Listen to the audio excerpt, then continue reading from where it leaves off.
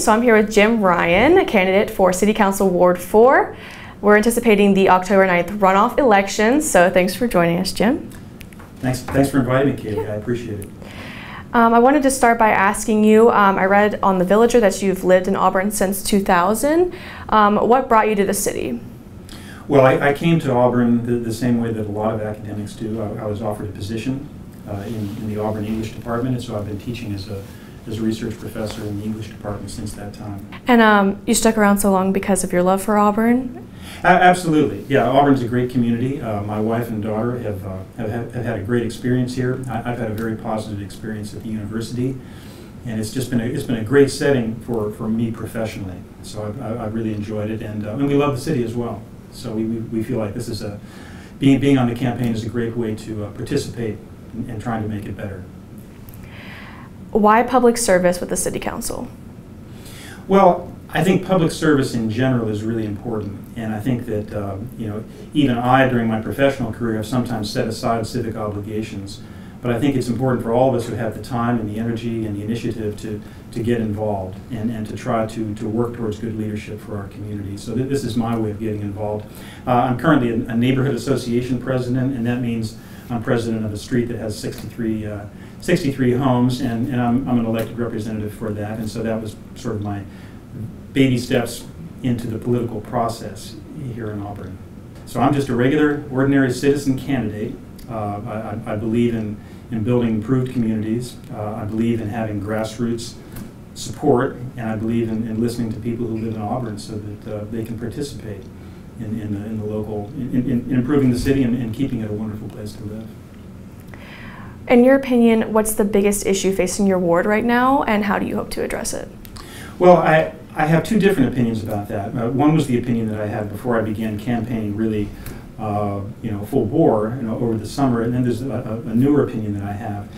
And the first opinion I still have, which is that the biggest challenge for Ward 4 is one of 8 wards in Auburn. The biggest challenge we have in Ward 4 is that it's a relatively mature part of town that was developed 40, 50, 60 years ago with residences, and a great deal of that part of the city has nothing in the way of sidewalks. Ward 4 has 0 city parks. There's not a single city park or green space available for residents, and there's very little in the way of bike paths. And so we've lagged behind in terms of pedestrianization. We've lagged behind in terms of making that part of the city a 21st century city. And my neighbors, I think, agree with me on that. My newer point of view, which has been sharpened a little bit in talking with so many folks over the summer, is that the biggest problem we have is lack of participation by ordinary citizens who believe that maybe their voice doesn't count that much, maybe it's not essential for them to vote. And so I'm really glad to be talking with a student media representative, because this is a way of communicating to younger voters, and by younger I mean under the age of 50, right? Communicating to younger voters that their participation really does count, it really is important. So aside from community involvement, I know a couple issues facing your ward, as you mentioned, are the importance of enhancing parks and recreation facilities. What is your plan or your process if you were to be elected to aid in enhancing parks in your ward? Well, we can only take one step at a time in moving towards those goals, because as you probably know, we have 8 wards in Auburn, and each ward representative, each council person has only 1 vote. And so my job, if I were elected in this runoff election on October 9th, my job would be to keep the conversation going on the issues that I believe are important. Now, I've mentioned parks and recreation as an important issue, but there are citywide issues as well. We have police, fire department, we have water, we have all sorts of public employees that need to be sort of supervised by the city council. So all of those are important issues. But I just have 1 vote, and that's why it's important that each ward have its own representative. And many students, of course, live in the 8 wards of Auburn, and unfortunately, not enough students have been participating. A lot of students are registered to vote here, but maybe don't get out to elections as often as they might. Another big issue that your ward faces is just how booming businesses are. They're right there on Opelika Road. Considering the dialogue many people are having that suggests kind of a pushback to that growth in our community, what does progress look like for you in Ward 4 in terms of business? Well, I don't think I would say that business success is a problem. I think business success is an opportunity. And I'm a believer in the free market. I'm a believer in capitalism. I'm a believer in having successful businesses that thrive and bring prosperity to the city. But at the same time, we all know that Auburn is an extremely popular destination for businesses. And so I think that puts Auburn in a very strong position to be selective about how businesses integrate themselves into the community and how businesses which bring prosperity to their owners and bring prosperity perhaps to employees, how those businesses can be respectful of those who are already here. And so I'm interested in things like a reasonable noise ordinance. There's currently no noise ordinance in Auburn, and so if there's a business of some kind that's disruptive of a neighborhood, there's very little recourse for that. We have a secondary problem, which is historically the city council has been dominated by real estate developers, property management companies, attorneys who are affiliated with real estate companies such as my opponent.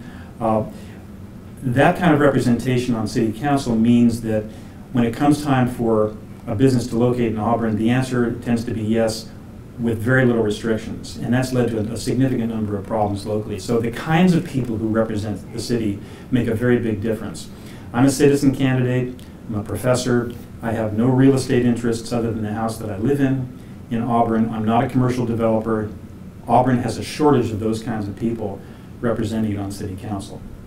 You mentioned your opponent. I was wondering, in your own words, what distinguishes you from your competitor? I think there are several things. I've met my opponent, and I think I understand where he's coming from. I've lived in Auburn 4 or 5 times as long, for 4 or 5 times as many years as my opponent has. I believe he's been in town for 4 or 5 years. He's a local attorney, and he's affiliated with real estate interests in the community, and all of that is fine. I think my experience in the community goes deeper than his does. I think I have more gray hairs than he does, and I think that suggests a little bit more experience both in the community and also professionally. I've been involved in institutional governance here at the university for my entire career, and I think I communicate my ideas well and clearly, and I'm certainly, I've already been selected by my neighborhood to be its representative when issues related to the neighborhood come up before council. So I'm respectful of my opponent, but I think that my perspective coming from as a person who's not personally financially going to gain from any decisions made by the Auburn City Council puts me in a very distinctive position, and I think a superior position in terms of the electorate. What can you and what will you do to make sure that there's a safe feel to Auburn's campus within your position on City Council? Right, well, the City Council in Auburn is a kind of supervisory body, and so we have outstanding police presence in Auburn. They're highly professional, they're very well trained, they're extremely well managed. They're not managed directly by the City Council, so the City Council is a kind of a regulatory board. And so I will certainly be completely supportive of all efforts in that regard. You know, campus safety is very important to me as both a local citizen, but also as an Auburn University faculty member and community member in that way. So I'm fully in support of that. I think I've lived in many parts of the United States and have spent time all over the world in my travels. Auburn is a relatively safe community, and I'm really pleased to feel that we can keep it that way. I think that's one of the great strengths of Auburn. It's something that newcomers to Auburn tend to comment on in a very positive way.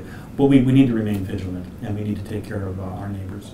Student housing is another big issue that students obviously want to be able to come to Auburn. Parents want to be able to send their students to Auburn and feel that there's enough housing, there's adequate housing for students with different price points.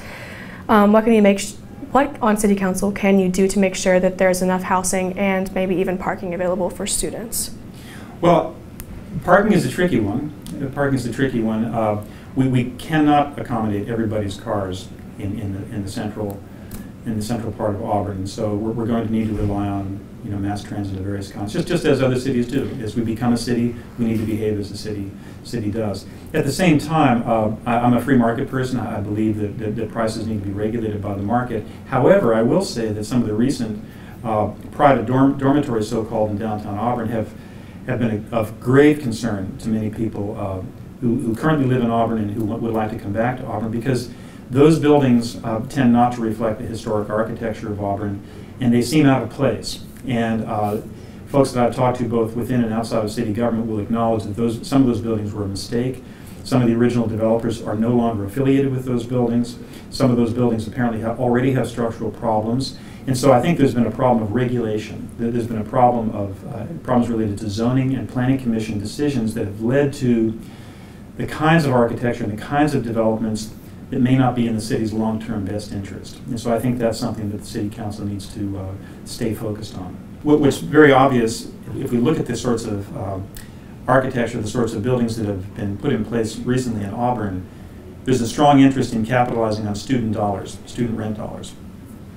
And these buildings that have been put up in Auburn recently are very expensive, and they're clearly aimed at students. But the university also would like to house students. So I wonder whether there's going to be an oversupply relatively soon, an oversupply of student housing. The university is growing, but it's not growing that fast. And I haven't heard about plans to grow the university any faster than it's already been. So there's a free market problem. There's a problem of supply and demand. That the market can handle that. But I think City Council, which appoints the Planning Commission, which is responsible for the zoning board, the City Council can be very firm in saying, we want certain kinds of development, we don't want other kinds of development, because we have an interest in preserving a city that has a historic character that means a tremendous amount to current students, to former students, and to longtime residents. We have something special here. And I think that special character of the town has been frittered away to some extent by recent decisions. And this is what my constituents, or my potential constituents, have been telling me as well. They believe that we've lost some very important elements of the Auburn character. If elected, do you have a list of things you've been campaigning on that you hope to accomplish? Yes, absolutely. And I mentioned some of these earlier. I think we need to campaign for good, broad representation. I think being a person who does not represent real estate interests is a big plus. And I will continue to be a citizen candidate, a citizen member of the council. But I think also quality of life. And quality of life means a lot of things to a lot of different people. But long term, it means green spaces that we can all enjoy. We are a driver's city, and I don't think we should be. If we look at great cities tend to have fantastic green spaces and parks. New York City is one of the great cities of the Northeast. It has the best park of all cities in the Northeast. Boston has great parks. Savannah has great parks. Charleston has great parks. We don't have great parks in our city. We've sacrificed green space and quality of life for quick development, cheap housing for students. And I think it's now time to re-envision ourselves as perhaps a different kind of city. We're not just a little village anymore. We're a small city. And I think by doing some of these things, by saying walkability is important, green spaces are important, people of all ages who can't drive a big pickup truck, they're important too. By being aware of those things, we can improve the city long term. In what ways do you plan to communicate with your constituents, and how do you plan on maintaining a transparent city council seat for Ward 4? So I've been working door-to-door canvassing personally. I'm a campaign team of one, and so I'm all self-financed, and I have a very small budget. So I've been meeting hundreds and probably thousands by now of constituents, just kind of door-to-door, and that's been very helpful for me to refine my ideas about what's necessary for Ward 4. We live in the internet age. I'm very easy to find. My home phone number is published by my department. I have a website on campus. I also have a Facebook page. My phone number is published everywhere. So I'm easy to find. For now, I don't hold elective office other than my neighborhood, but my neighbors are in touch with me about neighborhood issues, and I'm perfectly happy to hear from them. And so transparency and being available to people is very important to me. I find it very interesting that the current city council is all of a sudden talking about doing things like streaming its council proceedings on the internet. They were 1 year ago, the council was very, very resistant to that idea, and then I and other people began threatening to run for these council seats, and all of a sudden it's a good idea to do something that we could have done 10 years ago.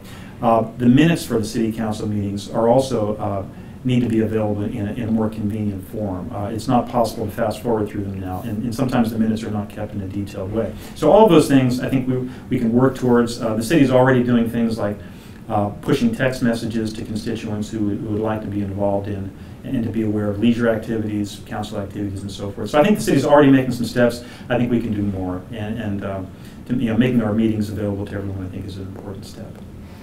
If you could talk to your future constituents, what would you say to encourage them to get out to vote, and that your voice is the one that needs to be elected? Well, I think that we need to vote in all the elections that we can vote in. And that means voting in primary elections. It means voting in presidential elections. It means voting in runoff elections. And I think it also means keeping the discussion going about making voting easier for Auburn residents and for citizens of Alabama. It's actually quite inconvenient to vote. Our elections are held on Tuesdays currently, 7 in the morning till 7 in the evening. And I spent the entire day at the polls on election day. There were lots and lots of people arriving between 6:30 and 7 because that's when their work day ended. And that's what time they get home from their commute. Sometimes people have long commutes. So I think both currently and historically, Alabama has taken many, many steps to prevent its citizens from voting, particularly lower-income voters, particularly voters of color. And I think we need to keep voting in elections as often as possible, but also lobby so that we can change the election rules so that elections can be held over a longer period of time. I forget the second half of your question, but I'm really coming back to the idea of everybody voting as much as possible so that their voices can be heard. And then, of course, we can complain, we can make our concerns known once we participate in the process. But participating in the process is very important. And I know for a fact that students don't do a good job of voting as a group. Some do, but I would certainly urge any students listening to our discussion to at least participate by registering to vote wherever it's appropriate to do so, and then voting. The second half of my question was, to those that are getting out and voting, why should they vote for you? I think having a person who's lived in Auburn for a considerable period of time is very important. I wasn't born in Auburn, but I've been here going on 20 years now, 18, 19 years. And so I think having that kind of perspective is important. I think having a person who understands the big picture of community processes is important.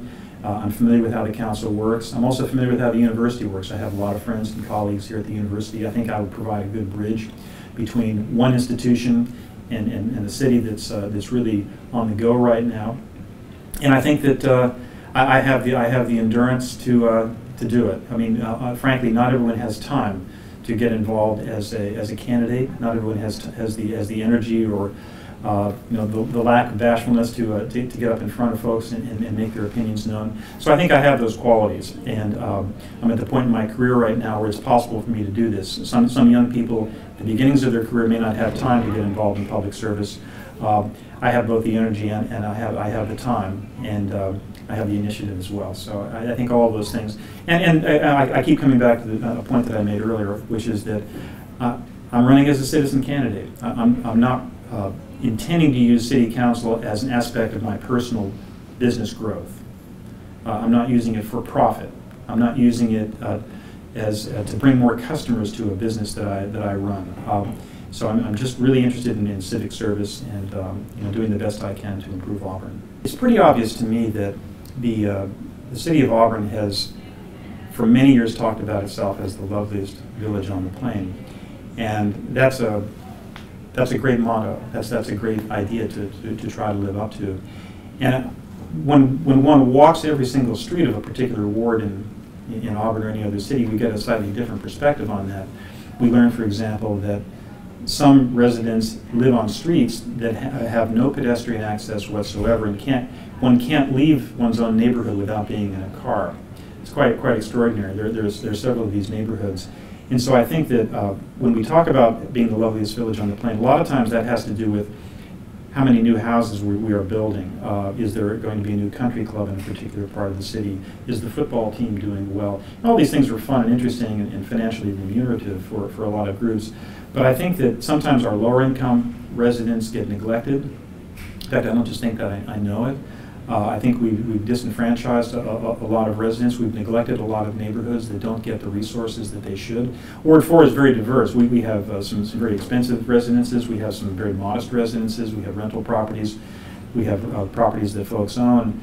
But there's, and we have lots of students as well. I'm really glad to be addressing them. But I think that the mature parts of the city simply don't get the kinds of attention. And they won't get that kind of attention so long as we have real estate development professionals occupying the most powerful seats in our city, which is currently the case. Do you have any interesting moments from your campaign trail so far? Well, one of the big surprises from the campaign trail is that, not that I met lots of people, and of course I'm still campaigning, I'm still knocking on doors. I've met lots of people, and that's been fantastic. I'm impressed with how diverse our city is, but I'm also impressed with how many dogs we have, because if you canvass neighborhoods and try to get in touch with voters, the first individual that one meets is the family pet. So I've met a lot of pets, and I've taken to traveling with a few of my dog's favorite dog treats in my pocket, so that I can make friends with those dogs. And so that's been really, I like dogs. I love animals, and so that's been a special pleasure for me. Thanks so much, Jim. Well, I appreciated the opportunity.